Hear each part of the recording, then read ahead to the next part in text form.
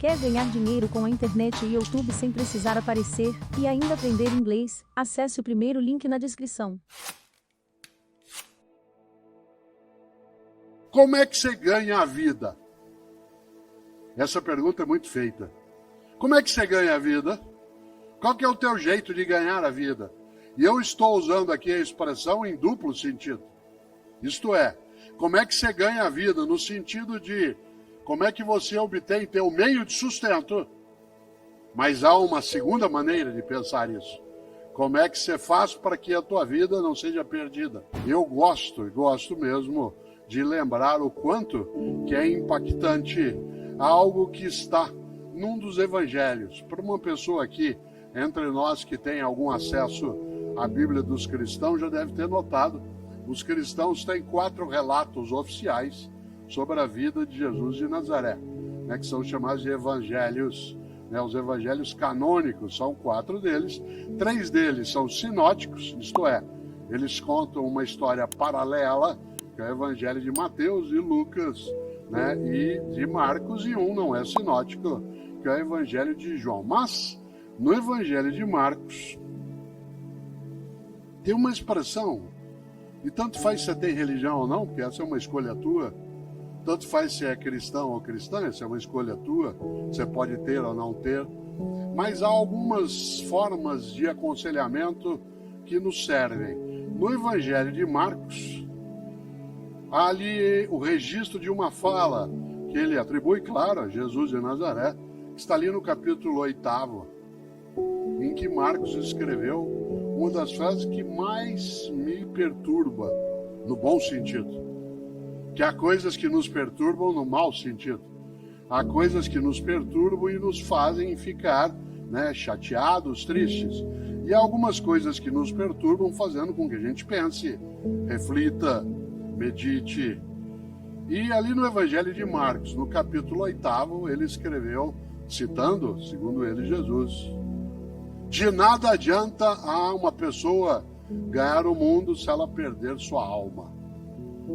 Aliás, o texto original é: de nada adianta a um homem ganhar o mundo se ele perder sua alma. Em outras palavras, de nada adianta você ter tudo se a tua identidade, tua autenticidade, teu propósito, isto é, tua verdade, ela vai por terra, ela desaba, ela é esmagada. Essa frase vale pensar, porque essa frase nos coloca um impositivo, nos coloca algo que a gente chama em filosofia de imperativo, que é nós entendermos que o propósito, sendo benéfico, sendo algo legítimo, sendo decente naquilo que fazemos, ele nos dá vida em vez de tirá-la ou diminuí-la. De nada adianta uma pessoa ganhar o mundo se ela perder sua alma. Isto é, se ela for devorada por aquilo que pode ser a ganância, pode ser o egoísmo, pode ser a arrogância, pode ser o desvario. Por isso, eu gosto e vou fazer essa pergunta aqui agora, não para você responder ou para eu responder, mas para nós pensarmos. Como é que você ganha a vida? Essa pergunta é muito feita. Como é que você ganha a vida? Qual que é o teu jeito de ganhar a vida? E eu estou usando aqui a expressão em duplo sentido. Isto é, como é que você ganha a vida no sentido de como é que você obtém teu meio de sustento. Mas há uma segunda maneira de pensar isso. Como é que você faz para que a tua vida não seja perdida? Isto é, para que ela não seja demolida, erodida por aquilo que é a pequenez, a tolice, a redução. Como é que você ganha a vida? Há pessoas que ganham a vida cuidando de vida. Há pessoas que ganham a vida encantando a vida. E essas ganham a vida nos dois sentidos, de modo muito mais denso. Há pessoas que ganham a vida apenas no sentido material, do sustento econômico, do acúmulo de patrimônio, que não é ilegítimo se agregado à ideia de ganhar a vida no outro modo que eu aqui lembrava. Uma pessoa que ganha a vida, ou seja, que não a perde, não a desperdiça, não faz com que ela se esvaia, é uma pessoa marcada por uma grande decisão. Ter uma vida com propósito, ter um trabalho com propósito. Uma das frases mais curiosas que eu ouço no mundo das empresas, ou no mundo do trabalho em geral, é uma que eu vou dizer agora. Quando a pessoa vira e diz assim, olha, eu adoro o meu trabalho, mas eu detesto o meu emprego. Eu adoro o que eu faço, mas eu detesto o meu emprego, isto é, o lugar, o modo de ação, aquilo que é necessário que se tenha como convivência. E você tem também o outro modo. É assim, eu adoro o meu emprego, mas eu detesto o meu trabalho. Ou seja, gosto de ali estar, gosto daquela convivência, mas aquilo que faço não me realiza. Uma das coisas mais bonitas, e eu gosto de fazer isso, há um livro que dá título a esta reflexão, chamado Por que Fazemos o que Fazemos? E ele trata disso, né, que eu estou aqui dizendo agora, ele não é um único. Houve uma época em que, ao término de uma atividade, não era tanta gente, havia uma sessão de autógrafos. Hoje a gente não consegue mais fazê-lo pelo número de pessoas e também pela necessidade de proteção nossa em relação a algumas das coisas que nos circundam. Mas hoje há um outro modo, que eu não chamo mais de autógrafo, eu chamo de fotógrafo. Né? O que é isso? É quando eu terminar aqui, quando eu terminar a minha exposição, eu ficarei sobre o palco e, se você desejar, de modo tranquilo, ordenado, você se aproxima com a tua câmera e aí eu fico andando para lá e para cá, que nem um caranguejo, dado que eu tô, né? Vou até lá, depois eu volto, vou até lá e volto.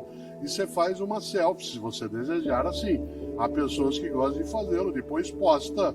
Mas se você tiver com algum dos meus livros, faça a selfie segurando o livro, né? Porque aí sai você, o livro, e eu sorrindo, né? E isso é gostoso, porque é uma forma de lembrança, de memória, que nos ajuda bem. E nesse livro, Por que Fazemos o que Fazemos, a primeira frase que nele está, isto é, o que nós chamamos de epígrafe do livro, é uma frase de um poeta gaúcho que eu tenho uma admiração imensa, que é Mário Quintana. Talvez seja o poeta que eu mais cite, né, nos lugares. O grande Mário Quintana, um gaúcho nascido em Alegrete e que faleceu, né, em 1994, no dia 5 de maio. É fácil lembrar, porque ele morreu na mesma semana que o Ayrton Senna. O Senna morreu, né, no domingo e ele na quinta-feira. Mário Quintana tem várias coisas maravilhosas. Uma delas, eu sempre que posso trago à tona, aliás, duas delas.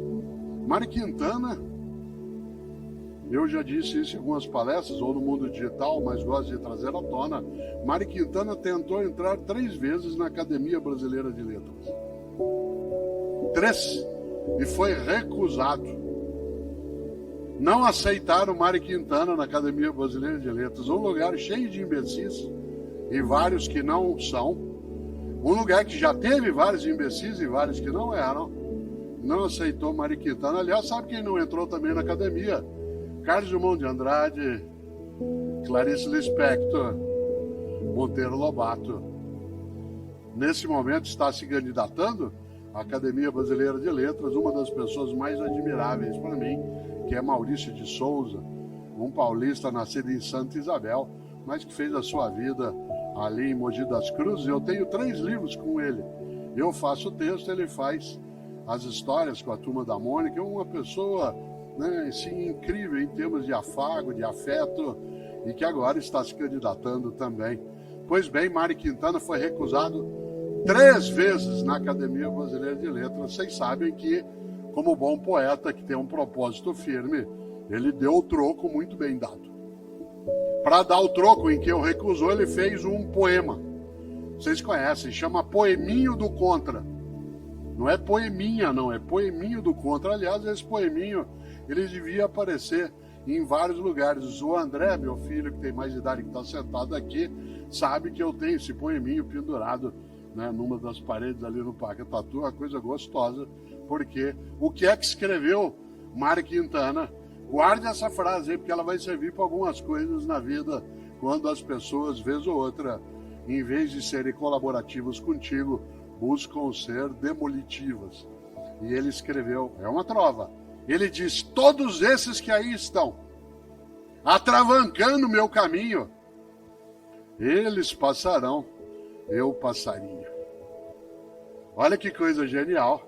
Todos esses que aí estão, atravancando o meu caminho, eles passarão, eu passaria. Parece frase de para-choque de caminhão no Paraná. E eu sempre penso isso em relação a algumas coisas na vida, e algumas pessoas têm para-choque de caminhão que é assim: na subida você me aperta, na descida nós acerta.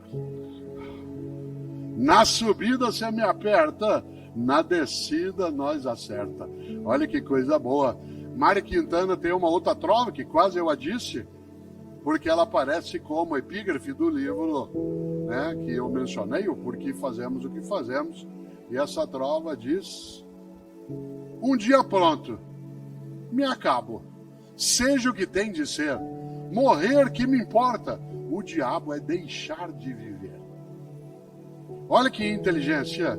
Um dia pronto me acabo, seja o que tem de ser, morrer que me importa, o diabo, o horror é deixar de viver. E deixar de viver não é apenas perecer o corpo. Deixar de viver é morrer tua dignidade, tua esperança, teu desejo, teu afeto, tua amizade. É ter uma vida a qual falta graça. Quando eu penso em vida, trabalho e propósito, eu acho que para que a nossa vida não seja uma vida banal, fútil, uma vida sem sentido, é preciso que o nosso propósito seja, antes de mais nada, o de deixar nossa vida e a vida de outras pessoas conosco mais cheia de graça.